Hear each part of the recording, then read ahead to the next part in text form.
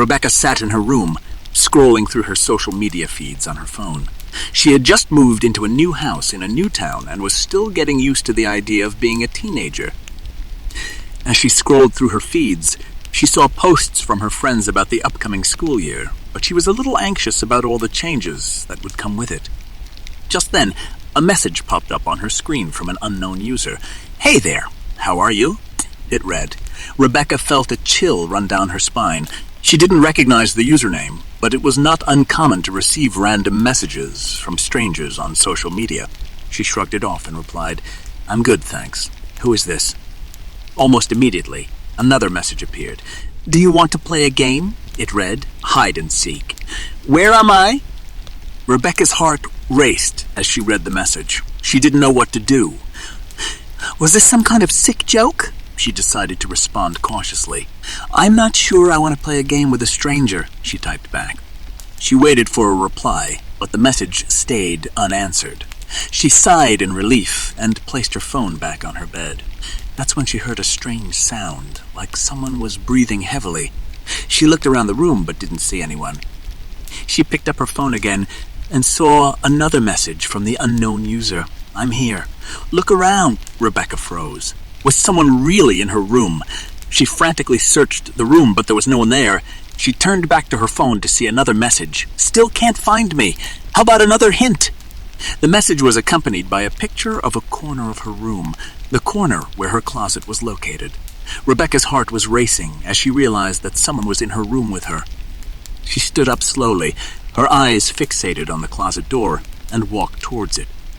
Suddenly, the closet door burst open, and a figure in a black costume jumped out, startling Rebecca. She tried to scream, but before she could, she was knocked to the ground, and everything went black. When she woke up, Rebecca was in the hospital. Her mother was sitting next to her bed, tears in her eyes. "Oh, thank goodness you're awake," her mother said.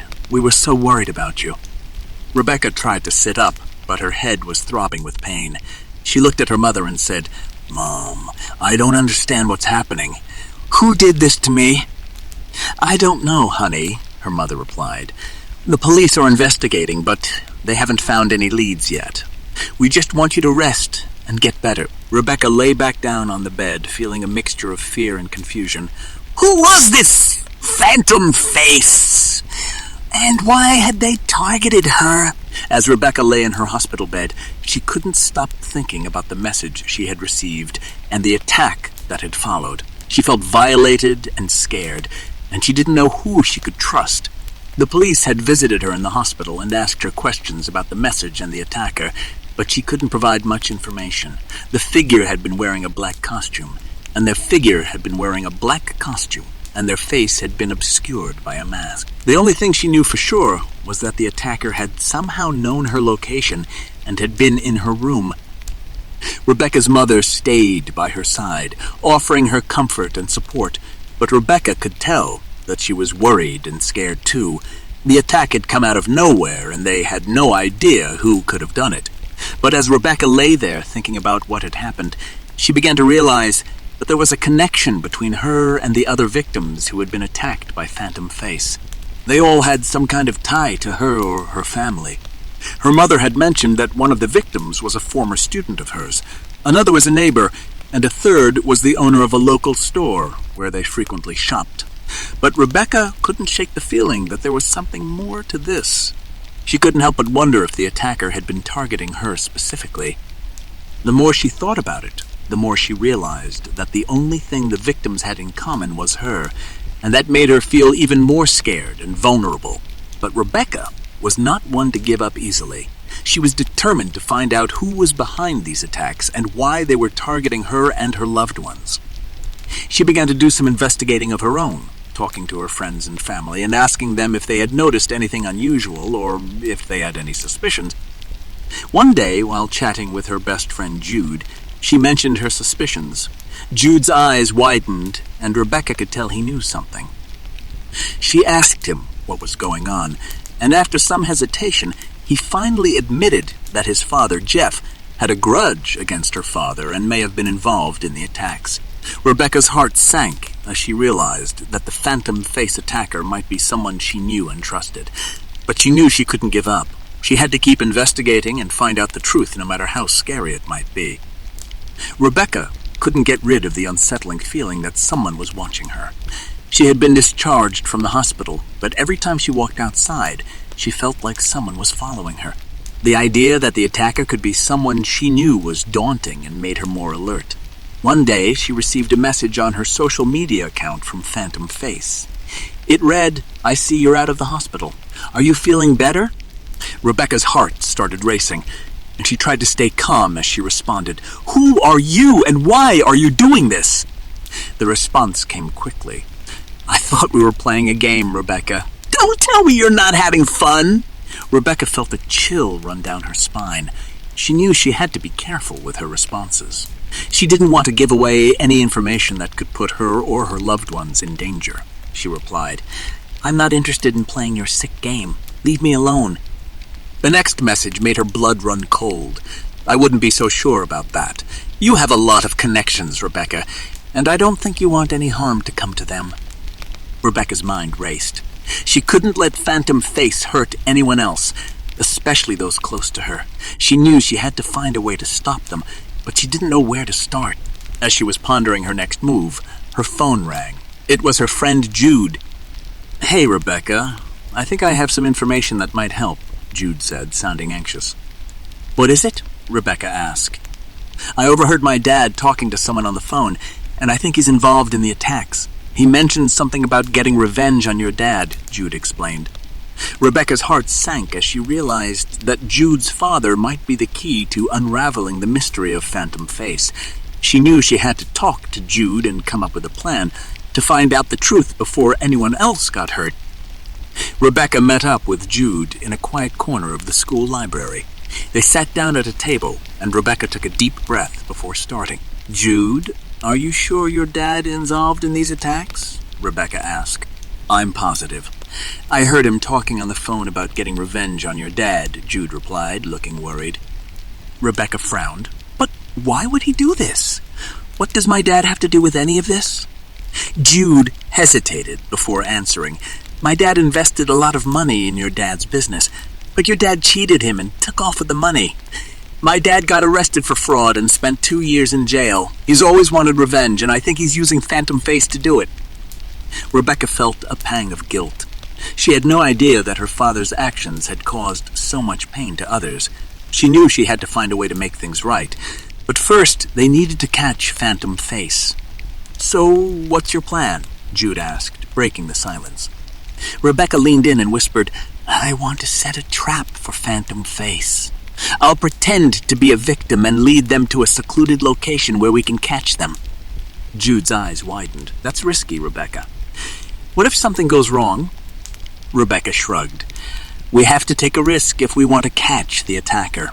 I'll have the police waiting nearby in case things go south." Jude nodded. "Okay, but we have to be careful. We don't want to get hurt or put anyone else in danger." Rebecca agreed. "I'll be careful, but we have to act fast before anyone else gets hurt." They made a plan, and Rebecca set the bait. She pretended to receive a message from Phantom Face asking her to meet at an abandoned building on the outskirts of town. She arranged for the police to be waiting nearby and headed to the location with Jude. As they entered the building, their hearts racing, they heard a noise coming from upstairs. They slowly made their way up the stairs, and suddenly the lights went out. They heard footsteps and the sound of someone breathing heavily. "Who's there?" Rebecca called out, her voice shaking. No one answered, and suddenly someone jumped out from behind the corner, wearing a black costume and holding a knife. Rebecca's heart was pounding as she realized she was face to face with Phantom Face. Rebecca's heart was racing as she faced Phantom Face, the mysterious attacker who had been terrorizing her town. She could feel the weight of the knife in the air, the sharp edge glinting in the dim light. Jude stood beside her, his eyes wide with fear. They had planned for this moment, but nothing could prepare them for the terror they were feeling now. Phantom Face didn't say anything, just stood there, motionless. Rebecca's mind raced as she tried to figure out what to do next. She remembered the police waiting outside and hoped they would arrive soon. "Who are you? What do you want?" she finally managed to ask, her voice shaking. Phantom Face didn't answer but took a step forward, brandishing the knife. Rebecca took a step back, her heart racing even faster. Suddenly, she heard a commotion outside. She hoped it was the police arriving. Taking advantage of the distraction, Rebecca lunged forward, trying to grab the knife from Phantom Face's hand. There was a struggle, and Rebecca felt a sharp pain in her arm. She screamed and stumbled backward, but she had managed to knock the knife from Phantom Face's grip.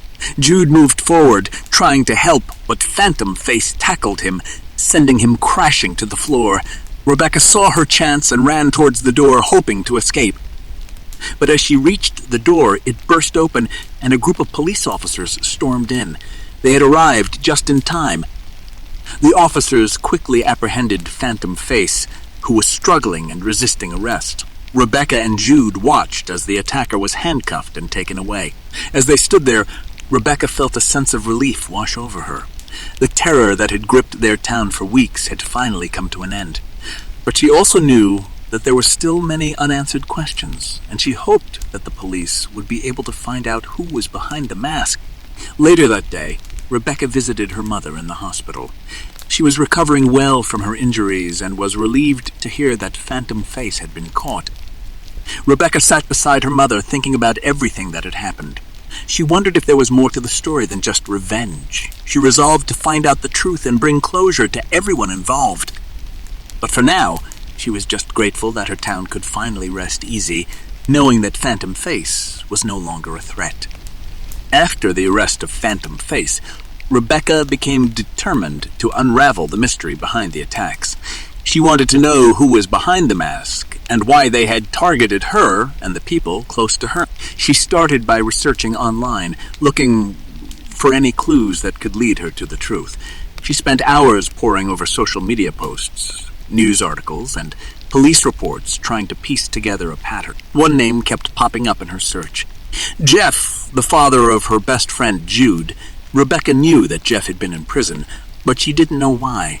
She decided to visit Jude and see if he could shed any light on the situation. Jude was surprised to see her, but welcomed her into his home. They sat down in his living room, and Rebecca told him about her suspicions. "I think Jeff might have something to do with the attacks," she said. Jude looked at her, his expression unreadable. "Why do you think that?" Rebecca told him about her research and how Jeff's name kept coming up. She also mentioned the fact that his motive could be revenge for her father's actions. Jude sat there for a moment, thinking. Then he said, "I don't know, Becca. It's a pretty big accusation to make." Rebecca understood his hesitation, but didn't want to give up. "Can you at least tell me why your dad went to prison?" Jude looked down, his face clouding over with sadness. He was caught embezzling money from his job. It was a stupid mistake, and he's paid for it, but I don't think he would do something like this. Rebecca nodded, understanding his loyalty to his father, but she was feeling that Jeff was involved somehow. She decided to visit Detective Staines, the lead investigator on the case. She hoped he could give her some information that would help her solve the mystery. When she arrived at the police station, she was nervous but determined. She asked to speak to Detective Staines and was led to his office. The detective was a gruff man, but he listened to her story patiently. When she finished, he leaned back in his chair and sighed. "I can't confirm or deny anything, Miss Rebecca, but I appreciate your interest in the case. We're doing everything we can to get to the bottom of it." Rebecca left the police station feeling frustrated. She knew she was onto something, but she didn't have enough evidence to prove it. As she walked home, she saw a group of kids playing hide-and-seek in the park. She thought about the game that Phantom Face had wanted her to play and shuddered. She knew that the danger was still out there, and she needed to find a way to stop it. Rebecca's investigation led her to a shocking revelation. It turned out that Jeff was indeed behind the Phantom Face attacks. He had planned them all to get revenge on Rebecca's father, who had conned him out of his life savings. Rebecca was horrified to learn that her best friend's father was responsible for the attacks. She knew she had to stop him before he hurt anyone else. She went to Detective Staines and told him everything she knew. The detective listened carefully and put a plan in motion to catch Jeff and bring him to justice. The plan involved setting up a fake social media account and using it to lure Jeff to a specific location. Rebecca was nervous, but she knew she had to do whatever it took to stop him. When Jeff arrived at the location, he saw Rebecca waiting for him. He was surprised to see her and asked why she was there. Rebecca confronted him, telling him she knew everything. Jeff tried to deny it at first, but then he admitted to everything. He said he wanted revenge on her father for ruining his life, and he didn't care who he hurt in the process. Rebecca was disgusted by his words. She told him that he was no better than her father and that he needed to pay for his crimes. As Jeff reached for a knife, Rebecca sprang into action. She had taken self-defense classes, and she used her training to disarm Jeff and hold him until the police arrived. In the end, Jeff was arrested and charged with multiple counts of assault and kidnapping. He was sentenced to years in prison. Rebecca felt a sense of relief knowing that Jeff was behind bars, but she also felt sad for her best friend, Jude, who had lost his father. She hoped that someday he would understand that Jeff's actions were wrong and that justice had been served. The town of Woodsboro slowly returned to normal after the Phantom Face attacks. Rebecca's mother recovered from her injuries, and the other victims also healed. Rebecca was hailed as a hero for her bravery in stopping Jeff and solving the mystery. She even made a new friend in Detective Staines, who promised to mentor her if she ever wanted to become a detective herself. As the school year ended, Rebecca felt proud of what she had accomplished. She knew that her father's actions had caused a lot of pain, but she also knew that she had the strength and courage to overcome it. She looked forward to a bright future, filled with new adventures and possibilities. A few months had passed since the Phantom Face attacks had been solved.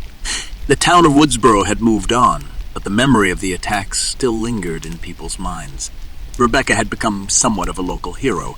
Her bravery and quick thinking had saved many lives, and people couldn't stop talking about it. Her mother was proud of her, and even her father, who was still in prison, had sent her a letter expressing his admiration for her courage. She had even joined the school's drama club and had landed a lead role in the upcoming production of A Midsummer Night's Dream. As she walked home from rehearsals one evening, she received a text message on her phone. It was from an unknown number, but she recognized the message immediately. "Hello, Rebecca," the message read. "Do you want to play a game?" Rebecca felt a chill run down her spine. She knew it wasn't possible, but she couldn't help but wonder if the Phantom Face had somehow returned. She took a deep breath and decided to confront her fears head-on. She responded to the message. "Who are you?" she typed.